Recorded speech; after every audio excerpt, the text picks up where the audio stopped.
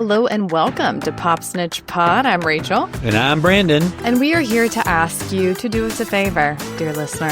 And that is to go to Spotify or Apple Podcasts, wherever you are hearing the sound of my voice. And please leave a 5-star review. We're starting to believe that no one listens to this. And that is that's an unhealthy place to put us in. Because the amount of effort that I just exerted, to get us started, to literally just get everything set up and prepared to do this podcast. I mean, it seems like it's easy. I need you to step Unfortunately, it's not. Unfortunately, it takes a lot of administration.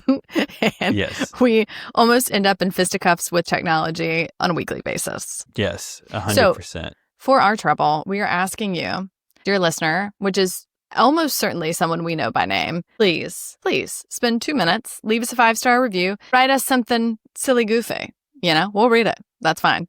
But we do need you to write it for us to be able to read it. Yes. Oh, what a week. What a week. How are you personally before we dive? We have some great juicy stories. But how you doing? I mean, I'm doing all right. It's been a long week. It's Wednesday. It is Wednesday, but it's already been a long week. Nothing I can get into on here.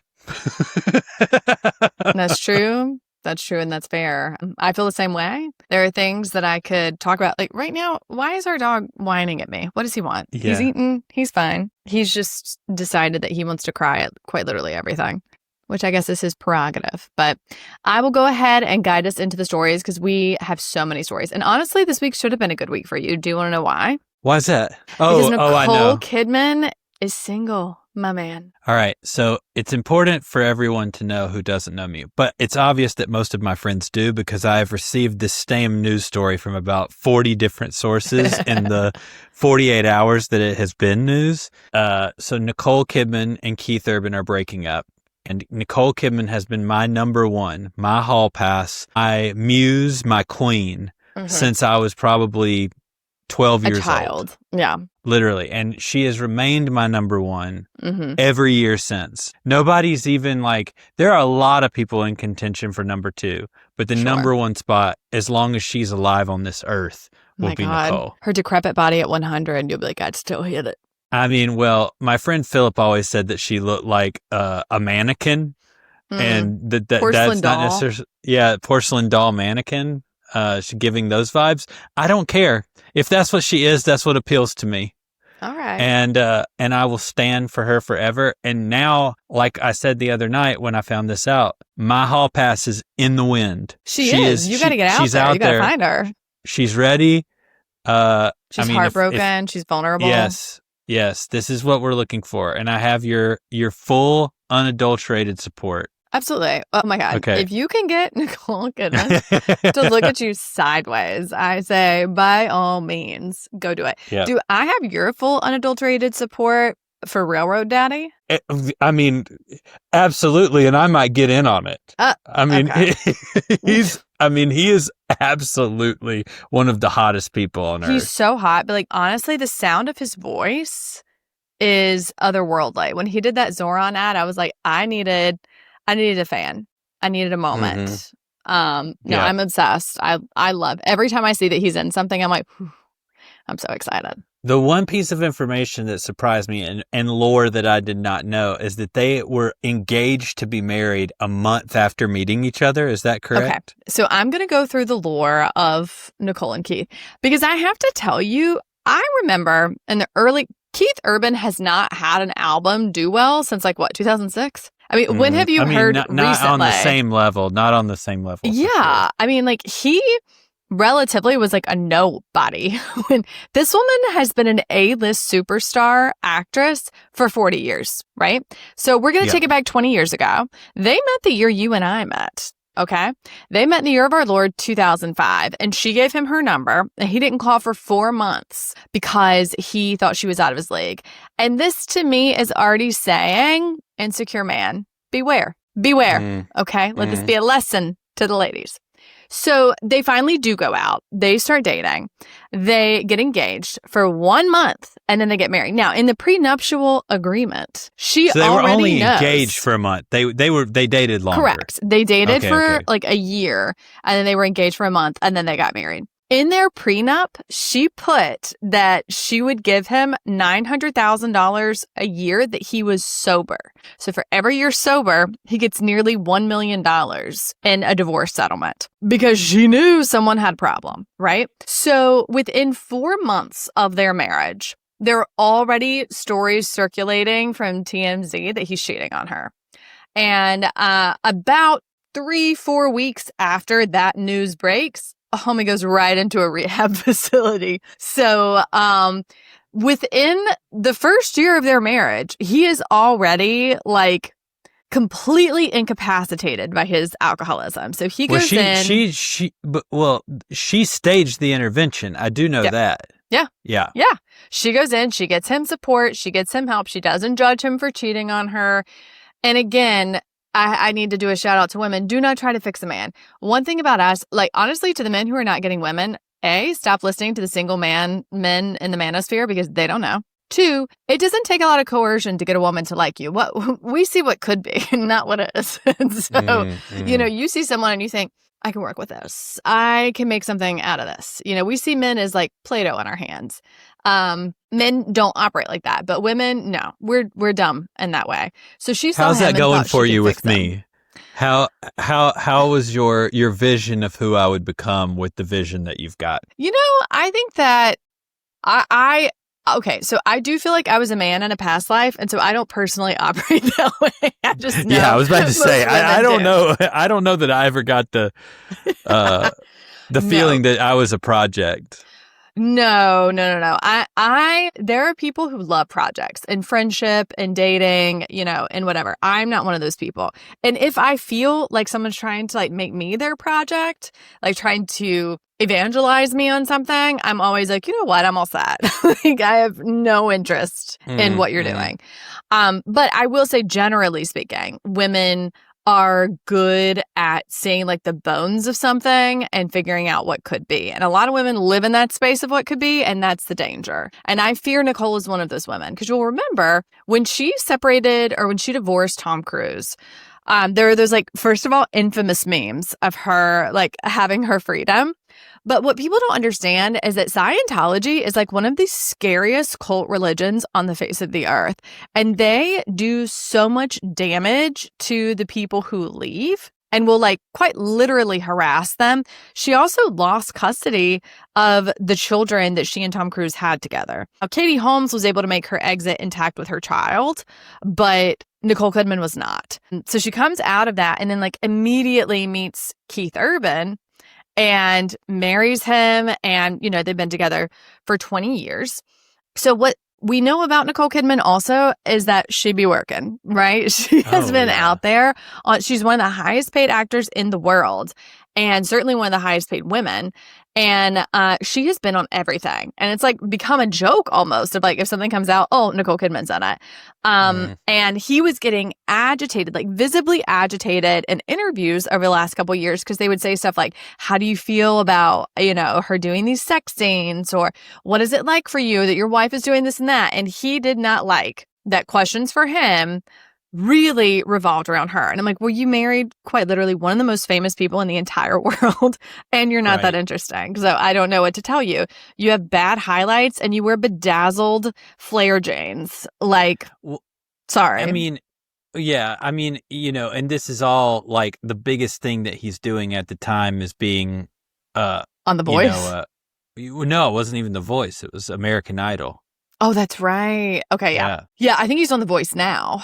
But yeah, that's what he's got. He's got like music game shows. Like this man he's not put out an interesting record in ages. He's not nearly as rich and powerful as she is. So from what I understand is they had been like on the rocks for a while. His camp is putting out press that they had been on the rocks for a while. This would be of no surprise to anybody else. Her camp is saying that she was like working really hard to try to repair the relationship. You can't fix a man. And that she was like willing to like do whatever it took to keep everybody together. And apparently they got word that he already has a girlfriend, and TMZ was going to drop the stuff about a girlfriend, but it was going to look like he was cheating on her, which we don't know the receipts, the timeline yet. But it seems like they separated, and then he started seeing this other woman. And so they asked them to drop that first, the official separation. She went ahead and filed for divorce. And then they dropped the information about him already seeing someone. Oh, okay. And I'll be honest, like, they strike me as the kind of couple who might have an arrangement anyway. Maybe. But, like, if they had an arrangement, then why does he need to leave? Like, if he they may just be around, he might be just sick of her. I mean, he How? may just not She's like always her. working. She's not even around. Well, trust me. I wouldn't grow sick of her. I'm just saying maybe he grew sick of her. Yeah. I think he's jealous of her. And the most dangerous thing in the world for a successful woman is a husband who's jealous of her. Genuinely. I also noted that in their divorce proceedings, she has asked for custody of their children for 305 days a year, and he has agreed to that, which I find interesting. Men who will leave the country, the state, nay, the area where their children are growing are always fascinating to me. I'm like, you had these children, and now that you've left their mother, you just are like, I'll see you every weekend? Like, well, it's like the kind of custody that it mentioned was like the kind where you live with them. Right. Like that's the primary, like she's the primary. Yeah. I know. But yeah, I'm thinking more generally, like there are so many men who will be like, oh, I got a divorce in Florida and just left. I go back twice a year. And it's like, you see your children that much? That's crazy. Yeah. And their kids are what? Like they're their teens essentially? Yeah. Yeah. But that's honestly, like, people act like that's the time when, like, it's a good time to divorce. I think that's a terrible time to divorce. That's the absolute worst time to divorce. Like, my parents divorced when I was 17 and my brother was 14, and it was super traumatizing for both of us, whereas my friends whose parents divorced when they were, like, anywhere from 1 to 5 actually had a much better relationship with each of their parents than we were able to have with them in probably like the 5 years post-divorce, because we were old enough where both of them were like, let me tell you this awful secret about the other one. And you're like, oh my God, I did not need to know that. So do you think that she goes full Charlize and just starts having like boy toys, or do you think she's a relationship girly? I really hope she goes full Charlize. I think the best thing she could do is know that there's not a man out there who is her equal. And so she should have fun with what's available. And she is rich. She is beautiful. She is powerful. She's working. Girl, you don't need him. Yeah, look at this man. He brought you down. He brought you to your knees to the tune of 17 million. And again, he is a loser in bedazzled flare jeans who is 3 inches shorter than you. No, get out. Don't do it. I can't trust her judgment. She loves a short king. I'll tell you that much. She does. So you're going to have to lop off a few inches to get her attention. Oh, I'll get on my knees. Okay. I'm sure you will. All right, baby girl. Yeah. Anyway, that's my rant on it today. Do not do for a man what he will not do for you. And the other piece of news I heard was that he became disenchanted with her in the last year because she's been depressed since her mother died. Oh my word. Don't even get me started. Yeah, she paid for his life and got him through rehab and helped quite literally reshape his future. And he was like, but you're depressed because your mom died. I don't like it. No. Go away. I need a girlfriend. You're too depressed from your mother dying, and I need a girlfriend now. I can guarantee you that girlfriend is like 20-something years old because he is having like a midlife crisis. He's a nobody now. And I assume that must be hard to do. Also, like an Australian country singer, get serious. I remember thinking this in the early 2000s. The only song that I ever knew of his was like, I want to love somebody. Do you know what I'm talking about? Love somebody I will like say, you. I'll have to tell you that his best album is the one about her. Oh yeah, the one that did the best. That song is not on that album. That's the first album. That's his first one. On. But the album that actually has like probably 5 or 6 good songs on it. The song is the literal album is about her. Yeah. So again, she did everything for this man, and he is gonna leave her for someone half her age because he's a loser. He's giving Loserville. And again, being like Australian and being like, no, I'm Nashville and I'm country. No, you're not. No, you're not. So before we move on, I must say the way you were sitting is making me look like a giant and making you look like a small person. Just a little baby. Okay. You could, is this better? You could tilt it just a little bit if you wanted to. We know the fight that I just had with my ring light, and I'm afraid that I'm going to lose if I try. All right, how's that? It's better. Yeah. Okay, just let it be. Better. We're letting it live. I'm just saying, like, it looks so weird when you watch it back if we're not in the same framing. Okay, well, we're not even in the same room, so people are going to have like a willing suspension of disbelief, you know? Yeah, but I know this is just such a nice look. All right, story 2. Stupid. Story 2. Shocking exactly no one. Brittany Cartwright. This woman. Brittany Cartwright leaves Special Forces on day 1. And mind you, they have not even like started up. They're quite literally warming up. And they asked her to jog. And she is... Have you watched the show, or does it exist to be watched? Yeah. I don't know who's watching it. I hear a lot of people talk about it, but I don't know anyone personally who actually watches it other than clips on TikTok. So I think it was 2 nights ago, Madison, our friend Madison, sends us a clip and says that we need to live react to the clip.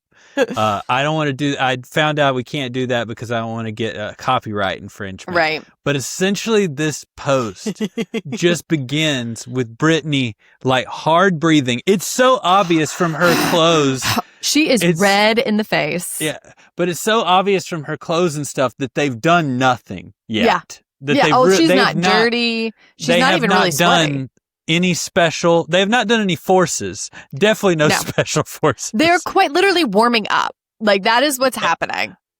And all I know about the show is it's basically like a reality competition show where they do like special forces training, and whoever can like last through the special forces training like wins or whatever. And which I would never, although apparently they get $25,000 flat for participating. And that's whether you go out the first day or the last. Well, she needed that $25K to pay them bills that Jax left her. She had to pay off Jax's taxes. So, but essentially this video starts, she's just huffing and puffing, and the guy's just yelling at her like, "Are you really quitting now? Are you really quitting this early?" And she's I can't do it. I told him, I knew it was going to happen. I knew I was going to be the first one out. Jax! You know what, though? She didn't have an accent. Did you notice that? Oh, yeah. Well, it wasn't as thick, but I could still hear it. And I actually listened to a pod the other day where someone was talking about that, and I was like, what I think people don't understand is that, like, because this happens to me too, my accent gets thicker and then it wanes back to like when I'm being conscious of it, that like your accent is thicker, especially if you've moved away a long time ago. Mine gets really thick when I'm talking to people from back home, or when I am drunk or mad. Or watching Leanne on Netflix. Oh my gosh. I love her so much. I love her too, but my Lord. That TV show is so funny to me. And it is, again, geared towards like conservative menopausal women. And I am none of those things except a woman. I think she is so funny. Like, I love her. I called my mom about it and she was like, well, I wish she hadn't allowed any swearing on there. And I was like, oh my God, get a grip. The female comedian would not allow any swearing on her show? No, that's what my mom wanted. No, that's what I mean. I'm like, what? I was like, she didn't even swear. Like, she herself as a character doesn't swear on there. And my mom was like, I don't like that she let other people. I was like, oh, I forgot that the goal when you have that belief system is to force everyone to be just like you. It's not enough for you to think it. And also, like, the stories are that her father's kind of abusive, that her sister's kind of manic and has, addiction issues, that her husband cheated on her, like, real life stuff. Yeah, and it turns out in real life, most adults curse. And what would be the show? What would be the? Oh shoot! What would be the rubs? Like, oh my gosh, he didn't wash the car this weekend. What a stinker! Yeah, my mom basically wants to watch like Leave It to Beaver. What a stinker! That's what she wants to say. That is like primetime TV for Paula. Oh, I wouldn't want to watch that. No, I got no interest in that. I'm like, no. But back to Brittany. My favorite part of this was that the thing about Jax Taylor is that he is awful. I detest him. Oh, but yeah. sometimes he really cracks me up. And he's good TV. I am loath TV. to admit this. And I'm fine not seeing him on The Valley. Like, that doesn't bother me at all. Because seeing him be, like, abusive in front of his son and stuff like that was just kind of sad and dark. Well, it got awful in the latter days. But there are things like even at the reunion when she was sitting up there, she's like, well, I just realized I had lost my sparkle. And he was like, my God, enough about the sparkle. And that was so funny to me. I mean, I will say this. I mean, Jax is absolutely terrible. Awful. Absolutely. I mean, one of the worst human beings I have ever witnessed. Living in a house with Brittany would have drove me to the end of my I think being. it would have taken me to the limit. But I did get tickled. Apparently she went on their podcast and was like, I'm doing this to prove Jack's wrong. And then she is literally out before the warm-up is over. I mean, I'm like, there are things I can agree with him on.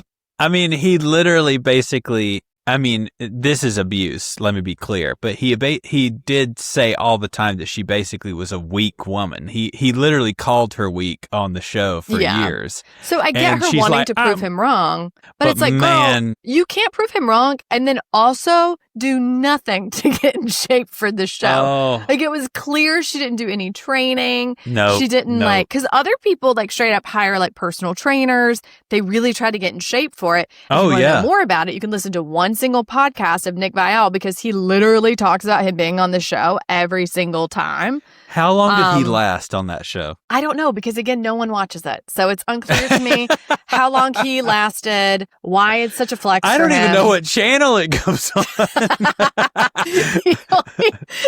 All I know about the show is that, honestly, it's where Tom went to escape after Sandoval. Like, he left. Nick was on it with Tom, with Sandoval. Oh, well, we might have to go back and do a little rewatch of that. I don't think I can't watch Nick on TV again. He gives me the creeps, the absolute heebie-jeebies. And there's a lot of stuff circulating online about him and his wife again. And it's always hard to tell because it's like Reddit threads, but there is a lot of speculation that she has cheated on him multiple times. Oh, I mean, sure. I mean, he's just like, he's trying so hard to like hold on to his youth. And I'm like, sir, you're like 45. Let it rock. Like, it's okay. We're all getting older. The thing that I miss when The Valley is not on, that clip gave me, is just us being able to do her voice. Well, okay, I can do her voice. You do something that is loud and scary, but go ahead, try it again. I just like to be like, Jax, why Jax? Rotten hell. Rotten hell, Jax. Yeah. I miss it when it's not there. She's just like, she's such a character. I have been to Kentucky many times, actually, and I don't think I've ever heard anyone with that particular accent. Okay. I've only been to Kentucky one time in my life, and it was with you. And every single place that we stopped, you asked for sweet tea. Sweet tea is not a thing that exists anywhere other than in the South. And you just like assumed that everywhere else has sweet tea. No one has sweet tea. And every single place that we stopped, you're like, do you have sweet tea? And they're like, no, we don't have sweet tea here. And it was like a constant refrain for the entire trip. Wow, what a great story. God forbid I ask for what I want. Well, I know, but it doesn't exist there. Okay. Defend yourself. No. Titillating tale. You're like, I went to Kentucky one time and Rachel asked for sweet tea. What an idiot. All right. At this moment, it's important for us to ask if you're still listening. And I hope you are, because we have some great stories coming up about Lala, Bad Bunny, and the Ryder Cup. But we do need you to stop what you're doing and go subscribe to our Substack. I am starting to do more long form writing there. So I wrote a piece on the finale of Big Brother and how the girl who was set to win lost because of a whiny man baby. And I think it's worth reading. So I plan to do more of these. I want to do like deep dives into like celebrity beef and stuff like that. And I want to call it like the snitch files, like basically finding as much stuff as I can find on like Reddit and the corners of the internet and telling you what I know about a celebrity that you may not already know. So go ahead and subscribe to that. Thank you so much. All right, why don't you lead us into story 3? All right, so we can start this by talking about Lala and Scheana? We can Oh talk. my God. Well, no. I don't know about the Lala and Scheana thing. Oh, okay, I got you. Yeah, the only thing that I know about that I've seen about Lala lately is her and Schwartz posting together, like fake soft launching a relationship that doesn't exist, and I'm like, but does it? I don't think so. She would break him. I mean, she would break his spirit so quickly. He wouldn't know what hit him. If that man's spirit isn't already broken, I don't know what will break it. It should be. No, I think they're just being silly. They are both on the Valley, and Scheana is not, seemingly. Are they filming right now? Is that why they're together? That's why they're together. Oh, nice. Yeah, because they've been like on a trip and doing all the stuff. Scheana is noticeably absent. And there had been a lot of speculation that Scheana and Lala were having beef just by like comments and Instagram stuff and whatever. So Lala finally went on her podcast this past week and addressed it. And she basically said, Scheana is Scheana. She's always going to care more about how you support her in a public-facing environment as opposed to private. And apparently, and then Scheana said that she sent her this beautiful box, this PR, like with her book and all the stuff. And her expectation was that Lala would quickly post the box, post everything inside, and like support her with her book launch. And Lala, who, by the way, has 2 small children, did not post the book for like 4 days or something, and just posted the book. She posted it? Yeah, she posted it. She still posted something. She still posted something, still posted support for it, but it was not immediate. It did not include the packaging, and that really rubbed Scheana the wrong way. So Lala was basically like, Scheana. Like, she can have everything in the world. She can have the husband, the kid, the podcast that's doing really well, a book. You know, she can have all these things, and she's still going to find reasons to be upset. And so, like, that was her. But she also, you know, gave a caveat that, like, Scheana is Scheana, but I love her. Our kids are friends. Like, we'll always be family. Like, that was the general vibe. Yeah, I mean, I think Lala comes out smelling like a rose in that scenario, and Scheana. I mean, what to even say? This woman is so thirsty that no one wants her. And I'm like, if she had been chill, she would have been on Dancing with the Stars. 2 people from The Secret Lives of Mormon Wives are on Dancing with the Stars. And that show has only been in existence for like, what, 2-3 years? Yeah. Like, Scheana has the wherewithal to do something like this, but she is so thirsty that she ruins her own chances. I feel like it's the same thing with the Valley. Apparently, most recently, other housewives have come out and talked about how she has approached them at upfronts, like Bravo upfronts, to be like, oh, I really want to be a housewife. Oh, I really want to do X, Y, and Z. Well, you can't be a housewife living in the Valley. Well, apparently, she and Brock have been spending a lot of time back in West Hollywood. Someone saw him like working at a coffee shop there. So, I don't think you can be a housewife and your husband work at a coffee shop either. Well, it's that. I mean, nothing wrong with working at a coffee shop, but I don't think you can be a real housewife of Beverly Hills and your husband works at, Mocha Joe's. No, I don't think that's the case. And this is another lesson. Do not date down. Do not marry down. Like, Scheana is stuck with this. Well, she might not be marrying down loser. because she's working. Marrying down doesn't necessarily mean. Well, let me be clear. This is not about him working at a coffee shop. This is about him leaving his children, abusing his first wife, not making any money, sucking off the teat of her finances, and then cheating on her while she was pregnant. That is what I mean. I just wanted to be clear because to the non-listener. I could write a dissertation on why Brock is a loser and Scheana should never have gotten with him, but she is drawn to losership. No, exactly. I was just making sure for the listener who doesn't know Brock and Scheana or the history, like, this man, just because he works at a coffee shop or doesn't have like the best job in the world does not mean that makes him dating down. No. It's all these other things we just mentioned, like the fact he cheated on her while she was pregnant. Like, he doesn't have a job. He used all of her money to start a fake fitness business that embezzled money from people. I mean, it's pretty wild. It's so funny. And didn't Jax try to do essentially the same fitness app in like 2016 or something? Oh, yeah. Yeah. He tried the exact same fitness app like how many years before? Like so long almost before. a full 10 years before. And I'm like, you're trying to do a fitness app when you have no name. Like, he was a nobody on social. It's not even like he was like a fitness social media influencer who could move it into that. But like Peloton is out there. Like all of these like powerhouses. You're late to the game, brother. Yeah. Like if everybody's there, you're in the wrong game. place. It's almost like starting a podcast for people who like Bravo in 2025. Yeah, no, we were late. We were late to being late to the game and struggling. But here we are. We are having fun. Yeah, we don't care. Yeah. Okay, so let's talk about our next story, which is Bad Bunny being the Super Bowl. Oh, by the way, in our notes, I put Super Blow. Well, okay. I don't even have to read this, and I didn't for this specific reason. I don't know anything about what you've prepared. Good. But I love it when I you, send you things and you don't read them. No, it was just this one because okay. I wanted to say this. If I had to guess, everyone on the internet is upset because Bad Bunny is going to do this in Spanish and it's not going to appeal to like white America. Yeah. That is correct. That's what I figured. Because like they go down the list of people to do this. It's very important for everyone to know that those who do the Super Bowl halftime show do not get paid. Yeah, there's no money.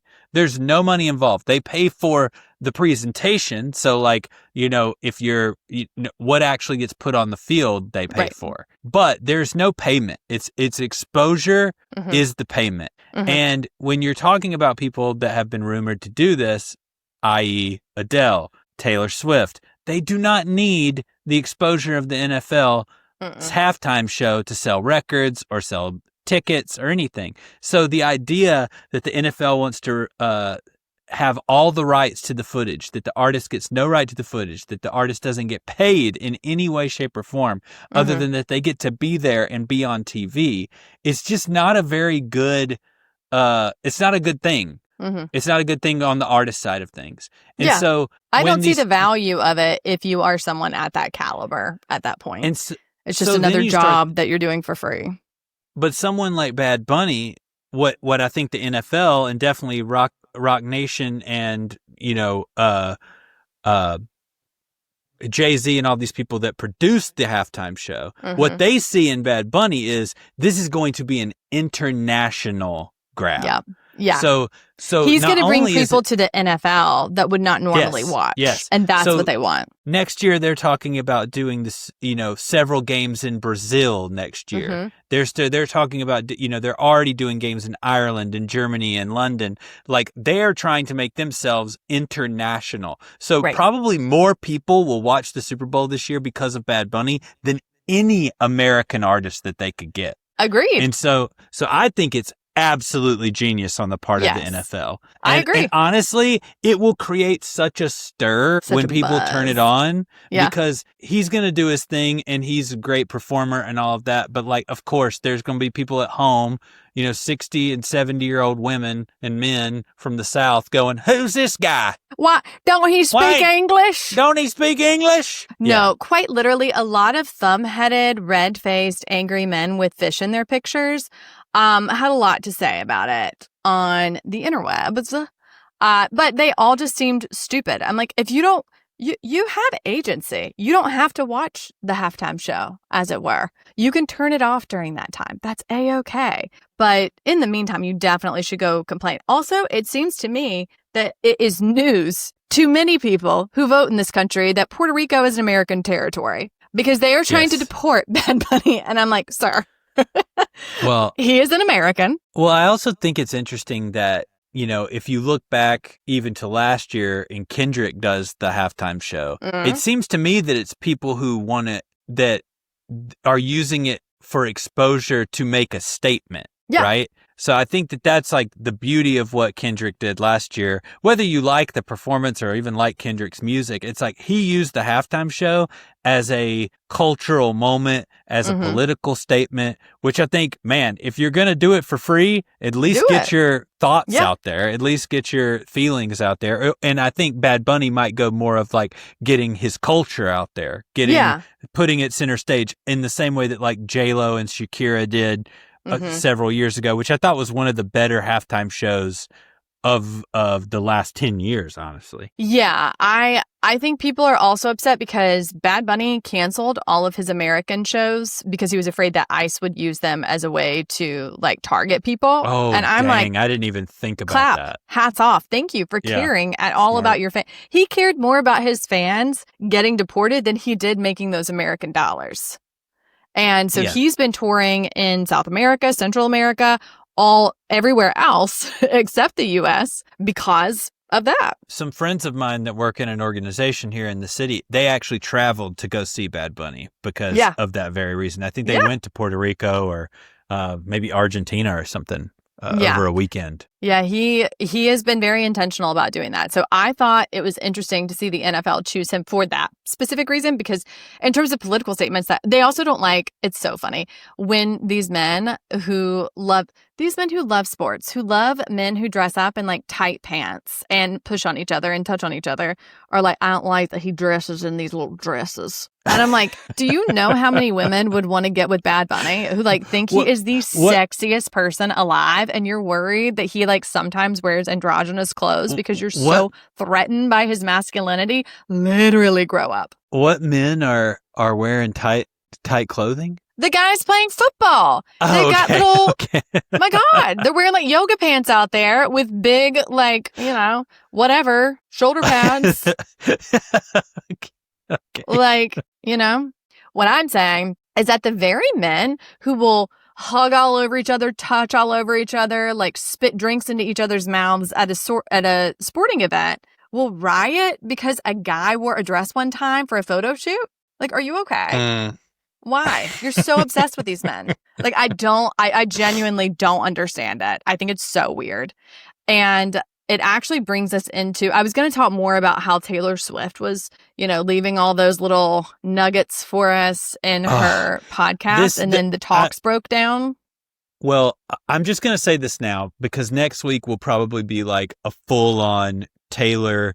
We're going to listen to the album this weekend. Love bomb. We will love bomb you next week. The rollout's been a little cringe, but we'll see. But let me tell you this, and I had this feeling at the time, and I have only gone further into this, that podcast is the cringiest piece of material that she has ever put out. Like, the fact that she chose that as the rollout, the fact that she dropped all of those weird Easter eggs that were obviously about the Super Bowl, and now it's not happening. I mean, that is cringe. And I have some thoughts. Have you seen that there's like supposedly more stuff being released on the day of the album than we know about currently? Okay. Yeah. There's We'll do a whole episode specific to the album drop. So, because we'll have the whole weekend to listen to it, to ingest it, and then she usually, like a couple days later, will do something else. I just am like, why do we have so many covers? Why are we doing the same album on like 12 different covers for people who collect them? The money grab and all of it really rubs me the wrong way. So here's a theory that I saw today, is that they were taking the names of the editions, like the editions of the album, and using it to create like anagrams and different like things to try to figure out what's going on. And they think that those are some sort of clues to what is happening this weekend. So if something cool happens this weekend and that it ends up being true, that this was all like preparing us for whatever that thing is, a lot of people think it's a movie, that it could either be the Eras Tour documentary, or possibly a musical that goes along with the album. Oh, interesting. Okay. Or a movie video thing. Like if something like that happens, then I'll be like, okay, obviously she was using this to kind of roll out something like that. But if not, it is just an insane money grab by a billionaire. Yeah. And I hope that's not what it is. I hope it's not either, because I'm sick of that. One thing that would be better for all of us is if there were no billionaires. And I'm not talking about attacking them. I'm saying they should pay enough taxes to where they're not a billionaire. And we should have better facilities and roads and schools. I was actually talking to someone today working in education, and they were talking about with the government shutting down and blah, blah, blah. and, talking about politics and stuff. And I was like, it really is interesting that this country and many countries will spend more money to kill people than we will to educate our children. Like by a long shot. Preach, girl. Alas, I digress. So I do want to talk about the Ryder Cup. Are you familiar with the Ryder Cup? So I have watched, what is that thing? Full Swing, which is like Netflix, kind of like reality TV show about golf. So yes, I do know what the Ryder Cup is. That is the U.S. versus, I think it's just Europe, right? Yeah, it's just all of them. Yeah. Yeah, it's Europe versus the United States in like a, golf tournament. Yeah. And, insufferable, Rory McIlroy, whining about U.S. fans and how they don't respect the game and all this. I'm like, okay, whatever. Okay, so this is what I will say. It was held in Long Island. Maybe, I will not elaborate. Maybe not some of our best. Yeah, I will not elaborate, but I understand his pain there. It was giving like divorced dads having their first outing in a while. Apparently, I was listening to Giggly Squad and Hannah Berner got asked to go interview people. And she was like, I was actually scared. She was like, people were there. Men who don't know where they are, can't file anything, don't know when their mom's birthday is, were able to wear matching outfits and show up somewhere at 5:45 a.m. on a weekend. And so essentially what happened is that they got hammered really early during the game, from what I understand. And they began yelling like homophobic slurs to some of the people competing. One guy tried to pour a drink on one of the players' wives. And they just started yelling F you, Rory, like as loud as possible. And I just am like, I don't know. I guess I'm of two minds about this because I can hold two truths in my head at once. One, I think the idea of like decorum only around golf, the people who are like, this is golf. We don't do that in golf. I'm like, okay, relax. It's a sporting event and this is how we sport. Okay. We yell obscenities at the others. Now, I would be pissed if I were him and I look over and someone's trying to pour a beer on my wife's head or is like yelling slurs at someone I'm working with. So after that happened, he looks back at the crowd as he and his partner start winning and is like, F you, F you, F you. And is like pointing at all of them. I'm all for that. Like he just needs to get involved. But I think it's interesting. It was reported of two minds. Like some places were like rowdy crowd and Long Island irritates, blah, blah, blah. And then other people were like, the hypocrisy of, what's his name? Rory McIlroy? McIlroy, yeah. McIlroy? Oh, yeah. Anyway, and I was like, it's not hypocrisy. It was like retaliation for them doing that. Here's where I stand on it. The decorum of golf, in my mind, I could be wrong, I'm not a golf expert, seems like a vestigial part of a sport where women, black people, people of color of any kind could not play for centuries. And it was a bunch of like well-to-do rich people out in the, on a huge stretch of land, a sport that literally takes acres and acres of land to even be able to play. I mean, this should start cluing you in there. And to me, it's like, now normal people can play this sport. And just like all the other normal people sports, we like to get a little rowdy. We like to have a little fun. So I don't know how long this particular event, and I can't remember if it's in Arizona or where it actually is, but one of the major PGA Tour stops is called the Waste Management. It's sponsored by that company, Waste Management. Right. Okay. And every year, wherever that is, wherever that stop on the PGA Tour, the Waste Management Tour stop is always this crazy, rowdy ending. because all of the stands are around the 18th hole. So when something happens at the 18th hole, people throw beer everywhere. It's like wild. Like the Manosphere podcast guys are always there and whatever. But it's really the only one they have allowed to get like that kind of. But it seems like that waste management weekend is kind of spilling out onto the rest of the tour. Oh, yeah. It's spilling. It spilled right into Long Island. I'll tell you that much. Not to be outdone, the people of Long Island say, "Here we go." Yeah, hold my beer. Hold my beer. And Bravo knows this was Hannah Berner took a picture with Shep, who the last she and Paige heard of him was when he was like, yeah, and Paige didn't want to film because she had her little talk show. Meanwhile, both of them are millionaires because of that little talk show. Mm-hmm. So anyway, I thought that was interesting.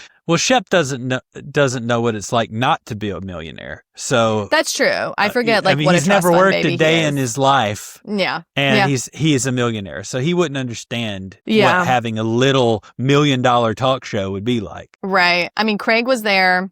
I did not see any footage of him and Hannah anywhere near each other, but would have been interesting to see. I would love to see it. But yeah. All right. Another quick break to say, if you have not already, stop what you're doing and subscribe to our YouTube. We need you. Also, this is your call to action for this week, other than you've already left us a review because you're a good student. You've already subscribed to our Substack. You've already pressed subscribe to our YouTube. Now you are going to send our podcast to a friend. Thank you. You're doing the Lord's work. Okay. I love your evangelical nature coming out in. Oh my God, it is. I wonder if people know. Like, when I was a kid, I used to have to go door knocking, which is where you go into neighborhoods and you knock on people's doors and give them paraphernalia about your church. And they specifically had children do it because people were more likely to open the door. And my first question, I would be like, "Hi, Brandon, how are you doing today? Can I ask you a personal question?" What, Rachel? If you died right now, do you know where you'd be? Like, just imagine a 10-year-old looking at you, like, dead serious saying that. That is If crazy. you died tonight, do you know where you would end up? Would it be heaven or would it be hell? And people would, like, try to debate us and stuff. And I was like, okay, if you're not going to come to church, you're wasting my time. I need to get X amount of people to come. I'm looking for numbers here, baby. Not me selling before I knew I was selling. Okay, so do you want to recap SLC? No, because I don't know anything about it. Okay. Then I'll do that later. I'll do that probably on like a TikTok or something. Okay, sounds good. And we already talked about Big Brother, but lastly, I will tell you that Vince has officially been dumped. And that according to lives that I watched from last night, Morgan had a wildly different description of their relationship in her post-interview with Taylor Hale than he did. When Taylor was like, what did he mean by, is there a percentage chance that we could get together? And she said, mind you, everyone, Vince had a girlfriend and he was trying to get this other player to say if she would be with him afterwards. And she was like, you need to ask him that. From my end, it was all just the game and friendship. And then when Vince went on there, he was like, oh, I'm not even worried because my girlfriend's really secure. She's not worried about that. No, it was just platonic. Like, will we be in each other's lives? And so many people have confirmed that she dumped him. Like, one person said that it's someone who's been like a longtime friend of his. And he said that he's basically just living in denial that he lost the show, that he got second place, and that his girlfriend dumped him, and that Morgan doesn't want to be with him. I mean, when he have you that like TikTok theme or whatever where it's like, oh, that's me. Like, yes. Well, there's the one where he comes out of the house and he's all like over like this clapping and stuff. It's like, oh, well, that's me. You may be wondering how I got here. Yeah, literally. Yeah. That mustache, he like legit looks like Luigi on Mario Kart. Like, it is crazy. Watching All in One Night, Morgan gets sent home, who should have been the winner, right? Yeah. Watching her get sent home. She was poised to win. Yes. Ashley knew what she had to do. She did. Ashley won fair and square, but Morgan was poised to win. She had a better resume of competitions. But Morgan being sent home without Vince having to get his hands dirty on it and then thinking that he won. Like, it is so obvious when Morgan walks out the door. He's like, oh, it could be 50-50. Blah, blah, blah. He's like, doing high kicks in the air. He literally thought he had won.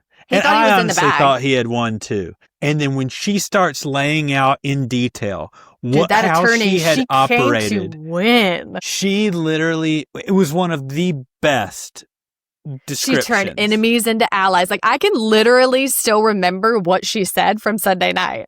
I was super impressed. Good. And so was everybody else, obviously. Yeah. Like, the people that I thought, even before they got to where they knew who the final two would be. Yeah. It was so obvious that several of them, probably over half, wanted to give it to Vince, even if it was Morgan sitting there, and that they would have to be convinced. And so when Ashley wins, I'm like, oh, there's no way she's going to be able to talk him into it. And then for everybody but Morgan to vote for her. I mean, do you understand how unlikable you have to be as an individual for 7 people? Or how many? Would it be 8, 6, or? It was 7 people total in jury. Yeah, 7 people. So 6 to 1. So 6 people to vote against you. Only one She would have won 7 to nothing if Morgan said she gave him a pity vote. She literally said that in her exit interview with Taylor. Well, it was so obvious. That was so obvious that she did, because she was saying... They were laughing at him. The one thing they said before he took the stage was, all we want him to do is take accountability. Vince lied to, like, quite literally everyone over and over and over, and instead of forming alliances, just did final twos with everyone and then sent them home unexpectedly and cried about it. And in Kelly's words, he was lying or he was crying. I can't remember if Kelly or Ava said that. But and they said, I would happily give this to Vince because he's won a lot of competitions if he will take accountability for being He took accountability for nothing. He was like, no, it was all just friendship and all just blah, blah, blah, blah, blah. I'm like, oh, God, what a loser. And as he was doing it, they are, like, visibly laughing, like, you can tell that not only did they not respect his game, but that none of them like him. Like, I don't think Morgan will even hang out with him after this. Like, it was fascinating to watch her become aware of their reactions to him. Well, you have to realize that she's been in that house quartered off days. From the world. Yeah. She's going to get home and talk to one friend. Yeah. And be like, girl, you were looking messed up on the show. Like, do you see this human being that you were laying in the bed with every night? Yeah. I think you should apply for Big Brother, and I think I should apply for Traitors. Boy. Well, Traitors, don't you have to be famous? No, they're doing one for regular people. Nice. Okay. Yeah. I actually think I'd be a good traitor. Yeah, I think so too. I would really like to be on Big Brother, though. I think I'd be good at it. I think you'd be great at it. I would struggle with Big Brother. 1, I need alone time to thrive, and I would turn into an absolute mess if someone was around me all the time. 2, I don't love surveillance or being told what to do constantly, and that's all you do in that house. And 3, and this is the most important one, I cannot share a bathroom with 16 people. There is just no way on the face of the earth I could do that. Why in God's name do they only have 1 shower and 1 toilet? No, they have 2 showers and 2 toilets in the bathroom area, and then the head of household also has a shower and a toilet. That is just... That's not enough. I would go crazy, especially you're just sitting there. If I'm just sitting there and I got nothing to do, I'm probably going to pee every hour. Well, I'm also just going to say this. Like, it is inhuman for them to have that shower open with that, like, one with their head barrier. Hanging out. Yeah. No. It's and so weird. How do I get out? I mean, I have to take my clothes in there with me? Yeah. They pull the towel around them when they get out. Yeah. It's crazy. No. I couldn't do that. And I know, here's the thing. I'm too self-aware. I know I would get on there and I wouldn't be able to sleep. I would be irritated because I wouldn't have any alone time, and I would absolutely rage on someone, and, like, everyone would be feeling some type of way about someone, and I'd be like, anyway, everyone hates you and everyone wants you to leave and no one thinks you're cute. And that would be the end of my time. I would be a villain. I would also go into the diary room and be like, and just say crazy stuff. I'd be worried because they do it on purpose at, like, times really late frustrated. At night. 5 o'clock in the morning, like, after a bad experience, like, they pull you in there when they know you're about to dish dirt. Yeah, and I would. And I would say it's so mean. And so I'm like, okay, no, you can't do anything where people are going to get that filter down. It's already thin as it is. Like, I can't take away what I have built up. You know? No, I have to agree with you there. But I think you'd be good at it. So maybe that's what we'll do. So our homework is that. Y'all know your homework. Thank you so much for listening. We love you all so much. I'm going to write on the Substack. I think I'm going to do a listicle of the best things that we are watching and reading this month. And then I'm going to do a deep dive. I'm choosing a couple different people. Nick Vial, Lisa Barlow. There are a couple people I'm going to try to find some dirt on. You can find all of our links at popsnitch.com. Easiest way to follow us on everything. Easiest way to subscribe to everything. Please do us that favor this week if you haven't already. And we will see you next week. Okay, bye. Bye. No, I hate that.